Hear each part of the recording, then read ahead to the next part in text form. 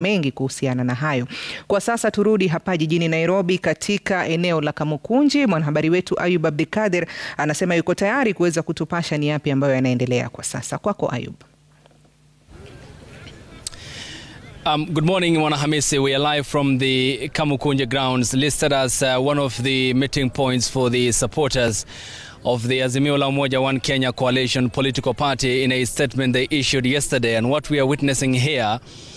at the moment is a standoff between the police and the protesters. No engagement yet. The police have managed to arrive here in about 40 minutes ago, and their presence here wasn't duly welcomed. And the protesters sought answers as to why they are here, and the police have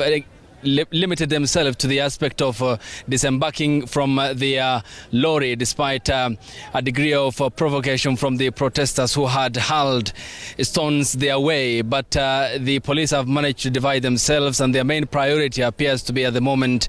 ensuring that there is no meeting that takes place here at the Kamukunji Grounds, as yesterday demanded by the opposition coalition political party in a press briefing they issued from the Jaramogi Oginga Odinga Foundation here in Nairobi. On one end, on the left end, that is the road that heads to the Gikomba market. There is a contingent of a police unit that is commanded, ready to fence off the entry of the protesters on the left. And here with me are police officials standing, keeping guard of the protesters who they said will not be allowed to be present here at the Kamukunji Grounds. And at the moment, it's calm, despite a sort of provocation earlier about some minutes ago when we had the live link before we had unceremoniously cut that off because of the stones that were hurled by the protesters. Therefore, what we are witnessing here, Mwanahamisi, and to our viewers, is the police presence and the protesters who since early morning when we arrived here were here, and they told us that theirs isn't about protesting for just the cause as the opposition had called for, but also they said that they are here because of other pressing problems that are of public concern. They listed the high cost of living in the country. They say that they want an address to some of the issues that are pressing members of the public, including the economic situation, and that they are not here because of their tribal affiliation or political party support. Rather, they are driven here because of the current situation in the country and demanding answers from the government. Interestingly, at the entrance of these historic grounds, which holds a significant chapter in Kenya's political history, were wordings that had deep message, including not to steal, not to kill, not to tear gas. And they said hope should be kept alive, and that pointing to perhaps what appears to be the need for dialogue between the country's top leadership. And when we did inquire who had written on the blackboard before you enter this historic ground, the answer was that they are here unarmed, they are here peacefully wanting to protest, but they said that at the point they are normally provoked is when all the problems that normally accompany demonstrations happen.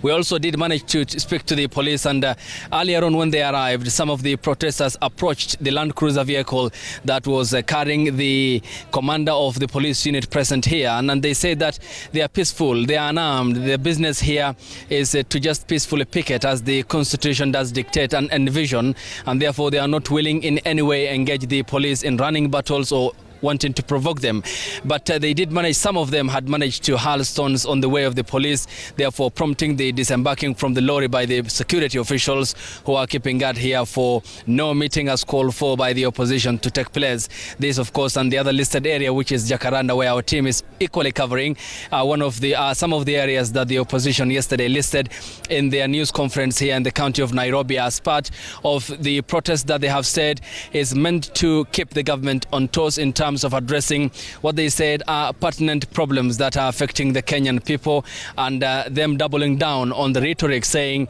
that it is the responsibility of the government. On the other end, the government saying that it is its responsibility to save lives, to ensure that the Kenyan people go about their businesses as required in the statement issued by the Interior Cabinet Secretary, Professor Kithure Kindiki, and saying that there is no point of the opposition hiding behind the constitutional provision to cause cause chaos, deaths and destruction as witnessed last week, and therefore saying that despite the freedom to picket as guaranteed by the Constitution, that ought to come with a degree of responsibility. Therefore, we are here to keep an eye on the development and the spillover effects of the standoff here. Is that you can witness it very evidently from the road that links Gikomba to Eastleigh, and it seems deserted, no more activity because of the fears that business persons have over the likelihood of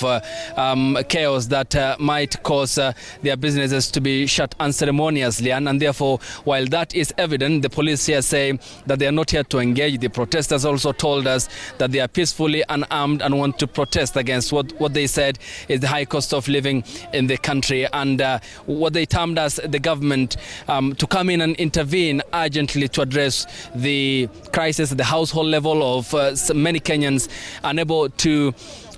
afford a meal a day, and that clearly was very evident among the many unemployed Kenyans who said that they are here not to provoke anyone but rather to express displeasure to the government to address some of the problems that they have outlined. And so did the opposition, and a government that says it's its responsibility to ensure that lives are protected, property is not destroyed, and they are here and will be keeping an eye on further developments here at the historic Kamukunji Grounds.